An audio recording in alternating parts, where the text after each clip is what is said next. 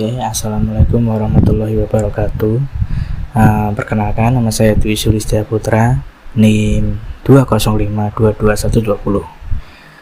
Saya ingin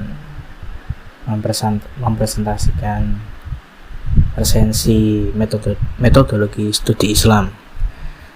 Nah, ini penerbitnya oleh Profesor Dr. Haji Abudin Nata MA yang disusun oleh Nikmatur Rohma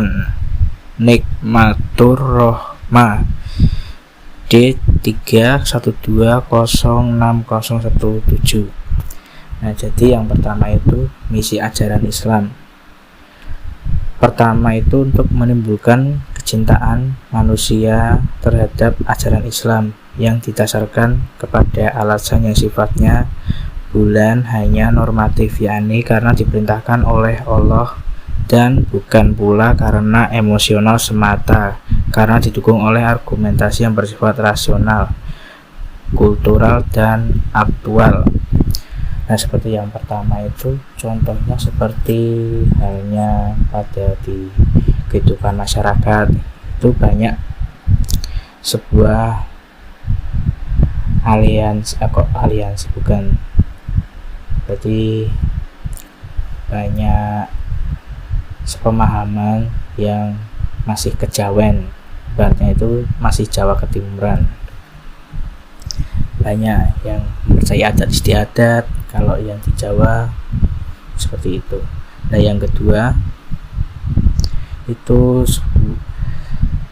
misi dalam Islam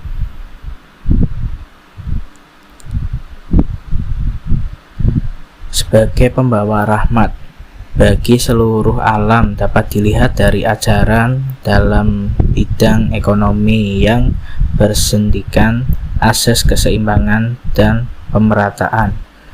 Nah, dalam Islam itu terdapat ajaran yang mengatur perekonomian seperti pedagang, jual beli. Nah, itu ada beberapa yang di Al-Quran diajarkan oleh Islam. Semuanya itu udah ada aturannya. Yang ketiga itu misi ajaran Islam rahmatan lil alamin. Dalam bidang politik terlihat dari perintah Al-Quran agar seorang pemerintah bersikap adil, bijaksana terhadap rakyat yang dipimpinnya, mendahulukan kepentingan rakyat daripada kepentingan dirinya, melindungi dan mengayomi rakyat, memberikan keamanan dan ketentraman kepada masyarakat. Seperti kita ketahui, kemarin bulan Februari kita melewatkan pesta rakyat, yaitu pemilihan umum bebas dan rahasia. Nah, seperti kita yang ketahui, banyak berita yang simpang siur terhadap paslon nomor 1, 2, 3, tetapi itu tergantung masyarakatnya bisa menerima pemimpin yang baru. Ya, semoga aja pemimpinnya amanah dan dipercaya. Yang keempat, misi rahmatan. Yang kelima, misi ajaran Islam rahmatan lil alamin dapat pula terlihat dari bidang pendidikan. Nah, seperti kita ketahui, contohnya itu seperti guru yang sedang mengajar untuk siswanya, guru SD, SMP maupun SMA. Nah, itu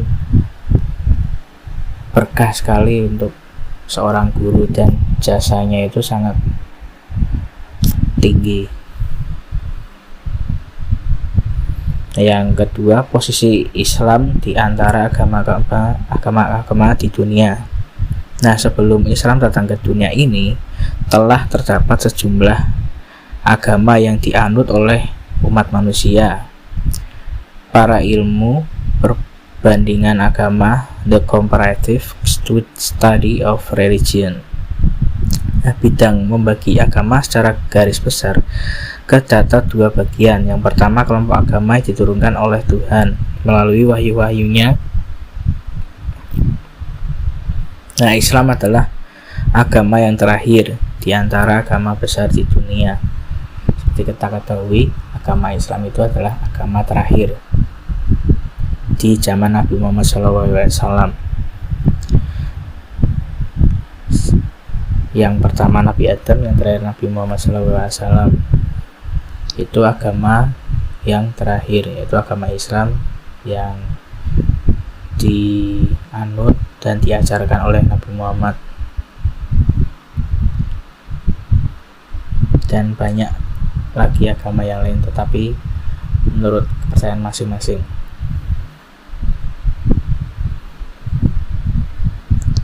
Yang kedua, posisi Islam di antara agama-agama besar di dunia dapat dilihat dari ciri khas agama Islam yang memberinya kedudukan istimewa di antara sekalian agama. Ketiga, posisi Islam di antara agama-agama lain dapat dilihat dari peran yang dimainkannya. Keempat, posisi Islam di antara agama-agama lain dapat pula dilihat adanya unsur pembaruan di dalamnya. Kelima, posisi agama Islam terhadap agama-agama lain dapat dilihat dari dua sifat yang dimiliki oleh ajaran Islam, yaitu akomodatif dan persuasif. Nah, di sini itu yang kelima itu persuasif, itu mengajak. Jadi agama Islam itu mengajak para umatnya itu tidak melalui paksaan, menurut hati nurani. Yang ketiga, metodologi pemahaman Islam. Dalam studi Islam di kalangan para ahli masih terdapat perbedaan di sekitar permasalahan apakah studi Islam agama dapat dimasukkan ke dalam bidang ilmu pengetahuan, mengingat sifat dan karakteristik antara ilmu pengetahuan dan agama itu berbeda. Jadi itu banyak pula filsuf-filsuf yang lahir dalam peradaban Islam. Nah, di dalam filsuf itu terdapat fikih atau keyakinan tersendiri untuk mengajarkan agama Islam. Seperti yang kita ketahui, masyarakat Jawa itu masih menganut yang ketimur-timuran. Jadi adat istiadat yang saya tadi jelaskan, yang pertama misi ajaran Islam itu menurut adat istiadat. Nah, di situ bisa dilihat karakteristik masyarakat yang menilai bahwa agama Islam itu mempunyai pengetahuan dan karakteristik antara ilmu seperti Wali Songo yang mengajarkan agama Islam di Nusantara. Yang metode pemahaman Islam pada bagian ini menelusuri metode memahami Islam sepanjang yang dapat dijumpai dari berbagai literatur keislaman.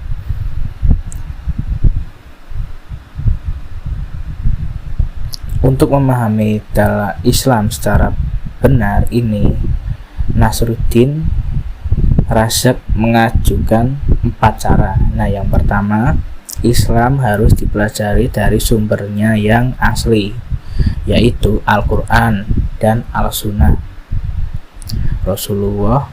Kekeliruan memahami Islam karena orang yang mengenalnya dari sebagai ulama dan pemeluknya yang telah jauh dari bimbingan Al-Quran dan Al-Sunnah. Yang kedua, Islam harus dipelajari secara integral, tidak dengan cara parsial, artinya dipelajari secara menyeluruh. Jadi mempelajari Islam itu jangan setengah-setengah. Mempelajari Islam itu harus mantap dan menurut hati nurani masing-masing, tidak setengah-setengah, dan mempelajarinya itu secara mendalam. Yang ketiga, Islam perlu dipelajari dari perpustakaan yang tertulis oleh para ulama besar. Nah, kita bisa melihat para ulama yang ditulis dalam buku bisa dilihat dari di perpustakaan atau di Gramedia atau di media online. Kita sudah banyak medianya untuk mempelajari Islam para ulama yang besar. Nah, keempat, Islam hendaknya dipelajari dari ketentuan normatif teologis yang ada dalam Al-Quran, baru kemudian dihubungkan dengan kenyataan historis, empiris, dan sosiologis yang ada di masyarakat.